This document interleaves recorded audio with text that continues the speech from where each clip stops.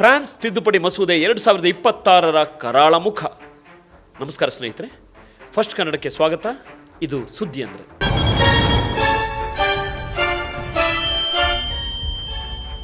ಇವತ್ತು ನಾವು ಮಾತಾಡೋಕ್ಕೆ ಹೊರಟಿರೋ ವಿಷಯ ಕೇಳಿದ್ರೆ ನಿಜಕ್ಕೂ ನಮ್ಮ ದೇಶದಲ್ಲಿ ಪ್ರಜಾಪ್ರಭುತ್ವ ಇದೆಯಾ ಅಥವಾ ನಾವಿನ್ನೂ ಯಾವುದೋ ಹಳೆಯ ಕಾಲದ ಕತ್ತಲಲ್ಲಿ ಬದುಕ್ತಿದ್ದೀವಾ ಅನ್ನೋ ಅನುಮಾನ ಬರುತ್ತೆ.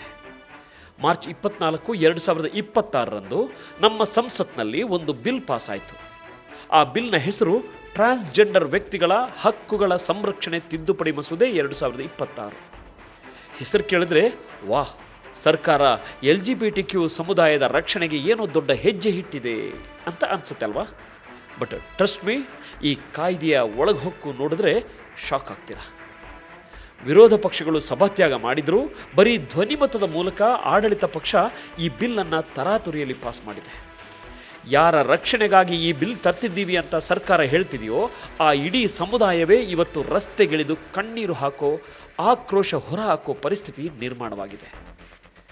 ಯುವಜನತೆಯಾದ ನಾವು, ನಾಳಿನ ಭವಿಷ್ಯ ರೂಪಿಸಬೇಕಾದ ನಾವು ಈ ಬಿಲ್ನ ಕರಾಳ ಮುಖವನ್ನು ಅರ್ಥ ಮಾಡಿಕೊಳ್ಳಲೇಬೇಕು. ಯಾಕಂದರೆ ಇವತ್ತು ಅವರ ಸರದಿ, ನಾಳೆ ನಮ್ಮ ಸರದಿ ಬರಬಹುದು.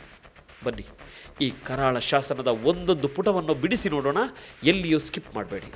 ಇದು ನಮ್ಮೆಲ್ಲರ ಮಾನವೀಯತೆಯ ಪ್ರಶ್ನೆ. 2014 ನಾಲ್ಸಾ ತೀರ್ಪಿನ ಕೊಲೆ ಮತ್ತು ವೈದ್ಯಕೀಯ ಕಣ್ಗಾವಲು.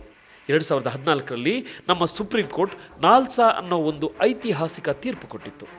ಆ ತೀರ್ಪು ಏನು ಹೇಳ್ತು ಗೊತ್ತಾ? ಒಬ್ಬ ವ್ಯಕ್ತಿಯ ಲಿಂಗ ಅಂದರೆ ಜೆಂಡರ್ ಅನ್ನೋದು ಅವರ ಹುಟ್ಟಿನಿಂದ ನಿರ್ಧಾರ ಆಗಲ್ಲ. ಅದು ಅವರ ಆಂತರಿಕ ಭಾವನೆ. ನಾನು ಗಂಡು, ಹೆಣ್ಣು ಅಥವಾ ಬೇರೆ ಏನೋ ಅಂತ ನಿರ್ಧಾರ ಮಾಡೋದು ನಾನು ಮಾತ್ರ, ಬೇರೆ ಯಾರೂ ಅಲ್ಲ ಅಂತ ಕಡ್ಡಿ ತುಂಡು ಮಾಡಿದ ಹಾಗೆ ಹೇಳಿತ್ತು. ಇದನ್ನು ರೈಟ್ ಟು ಸೆಲ್ಫ್ ಐಡೆಂಟಿಫಿಕೇಷನ್ ಅಂತಾರೆ. ಆದರೆ ಈ 2026 ಹೊಸ ಬಿಲ್ ಏನು ಮಾಡಿದೆ ಗೊತ್ತಾ? ಆ ಸುಪ್ರೀಂ ಕೋರ್ಟ್ನ ತೀರ್ಪನ್ನೇ ಕಸದ ಬುಟ್ಟಿಗೆ ಎಸೆದಿದೆ. ಈ ಬಿಲ್ ಪ್ರಕಾರ ಇನ್ನು ಮುಂದೆ ನೀವು ಟ್ರಾನ್ಸ್ಜೆಂಡರ್ ಅಂತ ಕರೆಸ್ಕೊಳ್ಬೇಕು ಅಂದರೆ ಡಿಸ್ಟ್ರಿಕ್ಟ್ ಮ್ಯಾಜಿಸ್ಟ್ರೇಟ್ ಅಂದರೆ DM ಹತ್ರ ಹೋಗಬೇಕು. ಅವರ ಜೊತೆಗೆ ಒಬ್ಬ ಚೀಫ್ ಮೆಡಿಕಲ್ ಆಫೀಸರ್ ಅಂದರೆ CMO ನೇತೃತ್ವದ ವೈದ್ಯರ ಟೀಮ್ ಇರುತ್ತೆ.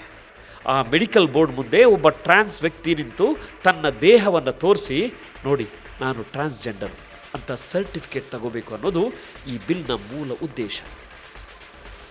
ಜಸ್ಟ್ ಇಮ್ಯಾಜಿನ್ ಮಾಡಿ ಬ್ರೋ, ನಿಮ್ಮ ಐಡೆಂಟಿಟಿ ಏನು ಅಂತ ಪ್ರೂವ್ ಮಾಡೋಕ್ಕೆ ನೀವು ಸರ್ಕಾರಿ ಆಫೀಸ್ನಲ್ಲಿ ವೈದ್ಯರ ಮುಂದೆ ಬೆತ್ತಲಾಗಬೇಕಾ? ಇದು ಮನುಷ್ಯನ ದೈಹಿಕ ಸ್ವಾಯತ್ತತೆ ಅಂದರೆ ಬಾಡಿಲಿ ಅಟಾನಮಿ ಮತ್ತು ಖಾಸಗಿತನದ ಹಕ್ಕಿನ ರೈಟ್ ಟು ಪ್ರೈವಸಿ ನೇರ ಉಲ್ಲಂಘನೆ ಅಲ್ವಾ? ಸುಪ್ರೀಂ ಕೋರ್ಟ್ ಪುಟ್ಟಸ್ವಾಮಿ ತೀರ್ಪಿನಲ್ಲಿ ಖಾಸಗಿತನ ನಮ್ಮ ಮೂಲಭೂತ ಹಕ್ಕು ಅಂತ ಹೇಳಿದೆ. ಆದರೆ ಈ ಸರ್ಕಾರ ಆ ಹಕ್ಕನ್ನೇ ಕಸಿದುಕೊಳ್ತಿದೆ. ಈಗ ಬರೋಣ ಬಿಲ್ನ ಅತ್ಯಂತ ಡೇಂಜರಸ್ ಪಾರ್ಟಿಗೆ. ಇದನ್ನು ಕಾನೂನು ತಜ್ಞರು ಆರ್ಕಿಟೆಕ್ಚರ್ ಆಫ್ ಇರೇಸರ್ ಅಂದರೆ ಅಸ್ತಿತ್ವವನ್ನೇ ಅಳಿಸಿ ಹಾಕುವ ಹುನ್ನಾರ ಅಂತ ಕರೀತಾರೆ. 2019 ಕಾಯ್ದೆ ಪ್ರಕಾರ ಟ್ರಾನ್ಸ್ ಮ್ಯಾನ್, ಟ್ರಾನ್ಸ್ ವುಮೆನ್, ಜೆಂಡರ್ ಕ್ವೀರ್ ಎಲ್ಲರೂ ಟ್ರಾನ್ಸ್ಜೆಂಡರ್ ವ್ಯಾಖ್ಯಾನದಲ್ಲಿ ಬರ್ತಾ ಇದ್ರು. ಆದರೆ ಹೊಸ ಬಿಲ್ನಲ್ಲಿ ಟ್ರಾನ್ಸ್ ಮ್ಯಾನ್, ಟ್ರಾನ್ಸ್ ವುಮೆನ್ ಮತ್ತು ಜೆಂಡರ್ ಕ್ವೀರ್ ಅನ್ನೋ ಪದಗಳನ್ನೇ ಕಿತ್ತು ಬಿಸಾಕಿದ್ದಾರೆ. ಕೇವಲ ಜೈವಿಕವಾಗಿ ಬದಲಾವಣೆ ಇರುವವರು, ಇಂಟರ್ಸೆಕ್ಸ್ ಅಥವಾ ಬಲವಂತವಾಗಿ ಶಸ್ತ್ರಚಿಕಿತ್ಸೆಗೆ ಒಳಗಾದವರು ಮತ್ತು ಕಿನ್ನರ್, ಹಿಜ್ರಾದಂತಹ ಸಾಂಸ್ಕೃತಿಕ ಗುರುತು ಹೊಂದಿದವರನ್ನ ಮಾತ್ರ ಟ್ರಾನ್ಸ್ ಅಂತ ಸರ್ಕಾರ ಒಪ್ಪಿಕೊಳ್ಳುತ್ತೆ.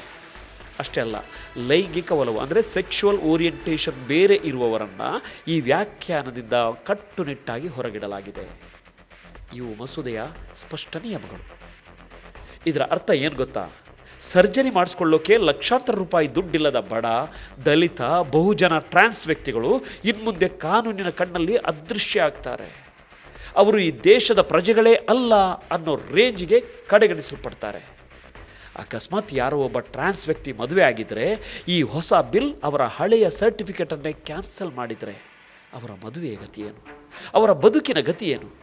ಈ ಬಗ್ಗೆ ಸರ್ಕಾರಕ್ಕೆ ಸ್ವಲ್ಪನೂ ಕೂಡ ಕಾಳಜಿ ಇಲ್ಲ. ಇನ್ನೊಂದು ಘೋರ ಅನ್ಯಾಯ ಅಂದರೆ ಆಸ್ಪತ್ರೆಗಳು ಇನ್ನು ಮುಂದೆ ಟ್ರಾನ್ಸ್ ವ್ಯಕ್ತಿಗಳ ಸರ್ಜರಿ ರಿಪೋರ್ಟನ್ನು ಅವರ ಪರ್ಮಿಷನ್ ಇಲ್ಲದೇನೆ ಡಿಸ್ಟ್ರಿಕ್ಟ್ ಮ್ಯಾಜಿಸ್ಟ್ರೇಟಿಗೆ ಕಳಿಸಬೇಕು.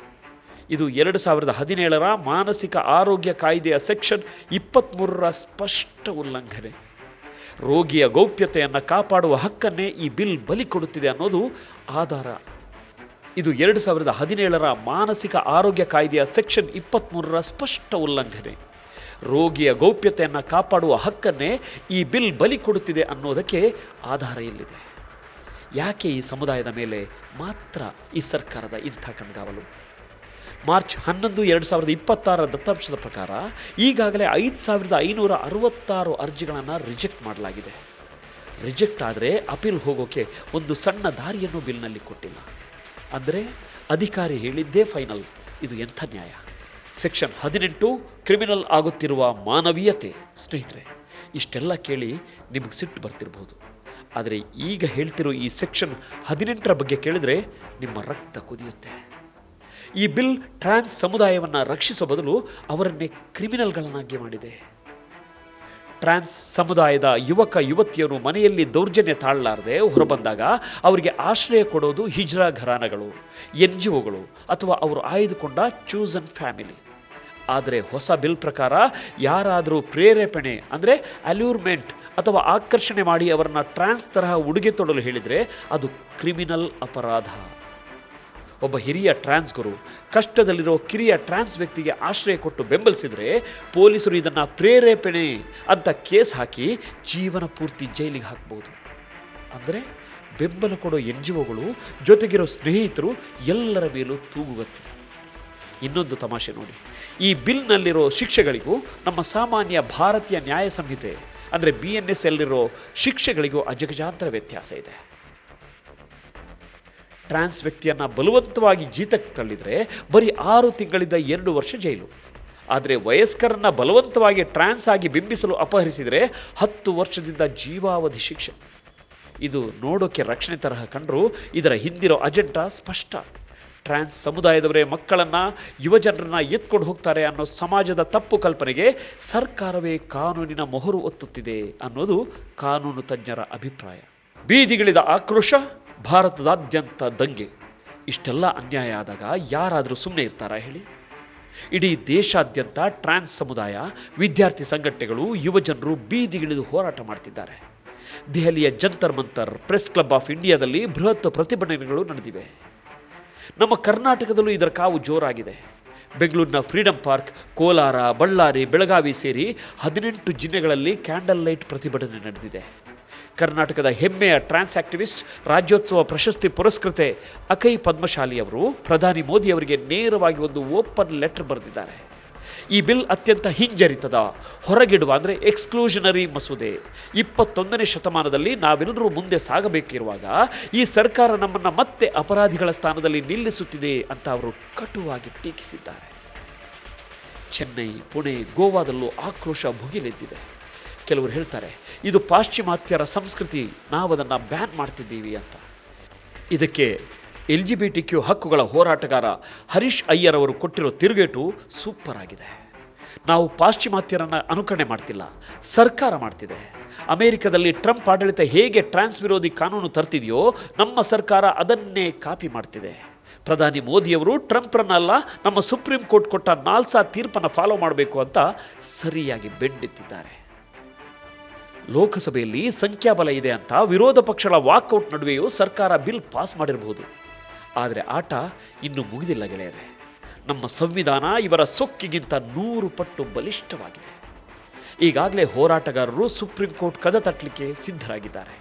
ಇದು ಕೇವಲ ನಾಲ್ಸಾ ತೀರ್ಪಿನ ಉಲ್ಲಂಘನೆ ಅಲ್ಲ, ಬದಲಾಗಿ ಸಂವಿಧಾನದ ಆರ್ಟಿಕಲ್ 14 ಅಂದರೆ ಸಮಾನತೆ ಹಕ್ಕು, ಆರ್ಟಿಕಲ್ 15 ತಾರತಮ್ಯದ ವಿರುದ್ಧ ಹಕ್ಕು, ಆರ್ಟಿಕಲ್ 19 ಅಭಿವ್ಯಕ್ತಿ ಸ್ವಾತಂತ್ರ್ಯ ಮತ್ತು ಆರ್ಟಿಕಲ್ 21 ಗೌರವಯುತವಾಗಿ ಬದುಕುವ ಹಕ್ಕರ ನೇರ ಉಲ್ಲಂಘನೆಯಾಗಿದೆ. ಇದಕ್ಕೆ ಆಧಾರ ಕಾನೂನು ತಜ್ಞರ ಈ ವಾದ.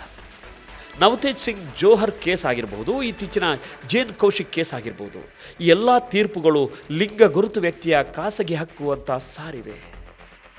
ಹಾಗಾಗಿ ಈ ದಮನಕಾರಿ ಬಿಲ್ಲನ್ನು ಸುಪ್ರೀಂ ಕೋರ್ಟ್ ಕಸದ ಬುಟ್ಟಿಗೆ ಹಾಕುವ ಪೂರ್ಣ ವಿಶ್ವಾಸ ನಮ್ಮೆಲ್ಲರಲ್ಲಿದೆ. ಸ್ನೇಹಿತರೆ, ಯುವಜನರೇ, ಅರ್ಥ ಮಾಡಿಕೊಳ್ಳಿ, ಇದು ಕೇವಲ ಟ್ರಾನ್ಸ್ ಸಮುದಾಯದ ಸಮಸ್ಯೆ ಅಲ್ಲ. ಇವತ್ತು ಸರ್ಕಾರ ತನ್ನ ಪವರ್ ಯೂಸ್ ಮಾಡಿ ಅಲ್ಪಸಂಖ್ಯಾತ ಸಮುದಾಯದ ಹಕ್ಕನ್ನು ಕಸಿಯುತ್ತಿದೆ. ಅಂದರೆ ನಾಳೆ ಅದು ನಿಮ್ಮ ದೈನಂದಿನ ಹಕ್ಕುಗಳ ಮೇಲೂ ದಾಳಿ ಮಾಡಬಹುದು. ಪ್ರಜಾಪ್ರಭುತ್ವದಲ್ಲಿ nothing about us without us. ನಮ್ಮ ಪಾಲ್ಗೊಳ್ಳುವಿಕೆ ಇಲ್ಲದೆ ನಮ್ಮ ಬಗ್ಗೆ ಯಾವುದೇ ನಿರ್ಧಾರ ಬೇಡ ಅನ್ನೋದು ಮೂಲ ಮಂತ್ರ ಆಗಿರಬೇಕು.